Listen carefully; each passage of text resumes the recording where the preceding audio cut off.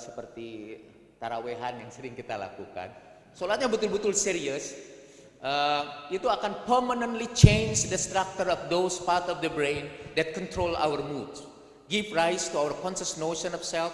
Dan ini 12 menit saja beribadah yang intensif seperti itu akan menghilangkan stres and may slow down the aging process.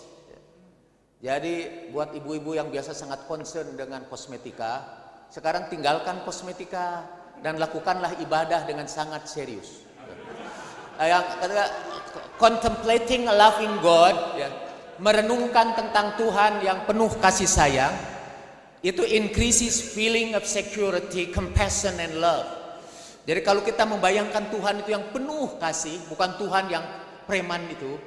Kalau kita selalu membayangkan Tuhan yang preman, kita akan mengalami kerusakan otak. Di sini disebutkan fundamentalism, itu kelompok aliran apa saja, agamanya apa saja, yang membayangkan Tuhan sebagai zat yang kerjanya menghukum umat manusia. Tuhan Yahweh dalam agama Yahudi, yang kerjanya itu hanya menghukum Bani Israel.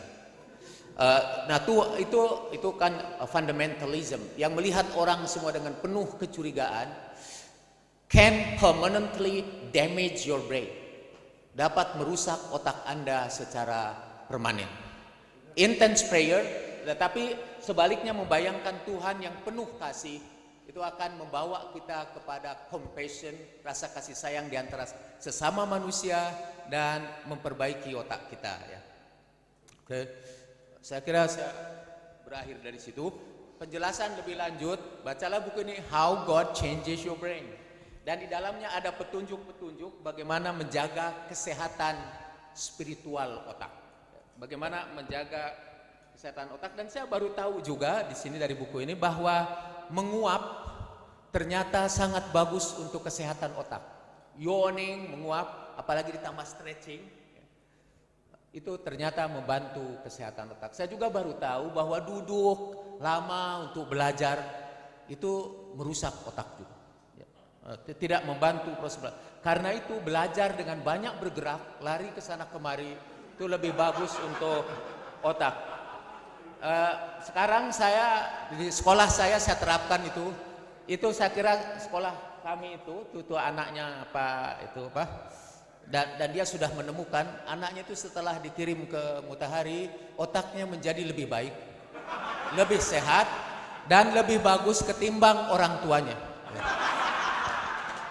Jadi di antara hal-hal yang bisa memperbaiki otak, dia sebutkan tadi mulai dari yawning, itu yang ke-8 sampai nomor pertama. Jadi ranking pertama dalam memperbaiki otak, dan ranking pertama dalam buku ini yang memperbaiki otak. Jadi termasuk yawning, kemudian exercises, tadi banyak bergerak, nutrisi, makanan yang menyehatkan otak, itu yang kesekian. Tapi yang nomor 1, the number one sebagai yang paling bagus untuk memperbaiki otak adalah faith, keimanan kita, kepercayaan kepada Tuhan yang Maha Kasih. Saya mohon mohon maaf kalau pembicaraan saya ini agak bertentangan dengan irama suasana diskusi seperti saya saksikan sebelumnya di sini. Jadi anyway, katanya bagaimanapun, dan Dr. Jill Boulter Taylor yang tadi membicarakan pengalaman ruhaniahnya karena hemorrhage di dalam otaknya, mengomentari buku ini dengan berkata, How God Changes Your Brain boldly explore the relationship between the structure of our brains and our ability not only to experience but to cultivate innate compassion and deep inner peace.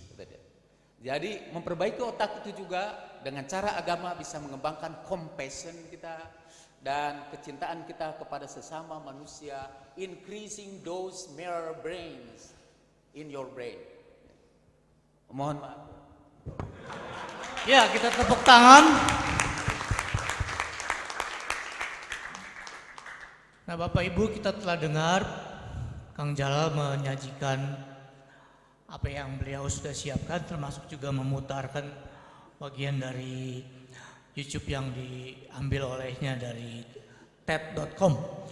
Nah, Bapak Ibu, saya mempunyai ringkasan buku yang disebut Kang Jalal tadi. Saya sudah membahasnya 1 tahun lalu. Ya, ini ada ringkasannya 8 halaman. Jadi Andrew Newberg ini menyimpulkan otak kita itu di dalamnya ada 2 binatang, kata dia. Binatang ganas dan binatang jinak. Binatang ganasnya itu di amigdala. Amigdala ini bagian yang paling tua ya dalam sejarah evolusi biologis otak. Kalau kita memasukkan Allah pemarah, pembalas dendam, pembunuh, amigdala kita membesar, binatang jahat kita membesar, dan kita akan jadi jahat. Tapi kalau anterior cingulate dan frontal lobe kita beri masukan terus tentang Allah yang penuh cinta kasih, tentang altruisme dalam hidup, binatang jinak kita berkembang. Nah, yang disebut how God changes your brain bukan Allah yang di luar dunia, tapi ide-ide. Bagaimana ide tentang Allah merusak atau membangun otak kita. Itu tergantung makanan yang kita beri ke dalamnya. Nah, ini buku bagus, memang perlu dibaca langsung oleh Bapak Ibu. Nah, tadi Kang Jalal menyebut sesudah diadakan percobaan dengan Godhelmit, ada seorang yang bilang itu hoax, omong kosong. Tapi sebenarnya ada juga yang semula tidak mengalami efek apa-apa dari Godhelmit. Itu seorang yang namanya Michael Shermer. Karena dia melawan yang otaknya mau bawa dia.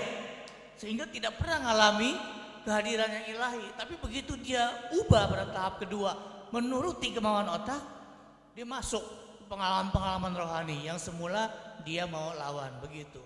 Jadi Godhelmit itu juga bergantung kepada apakah kita membiarkan otak berkembang sesuai dengan pengaruh medan elektromagnetik yang masuk atau kita melawan. Nah, itu.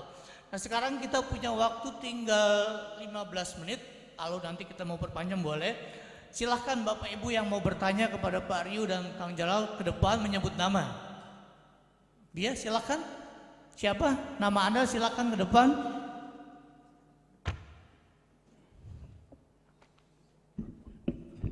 Selamat malam, nama saya Rizky. Rizky. Saya mau nanya sama Dr. Yu. Jadi kan tadi dibahas bahwa altruisme itu adalah bawaan dari evolusi. Artinya kalau kita bicara evolusi itu terjadi karena mutasi kemudian fit dengan seleksi alam. Nah, yang ingin saya tanyakan adalah bagaimana altruisme ini membentuk organisme spesies yang lebih fit dengan seleksi alam, karena yang saya ingat kalau nggak salah tadi dokter merefer ke bukunya Dawkins yang Selfish Genes ya.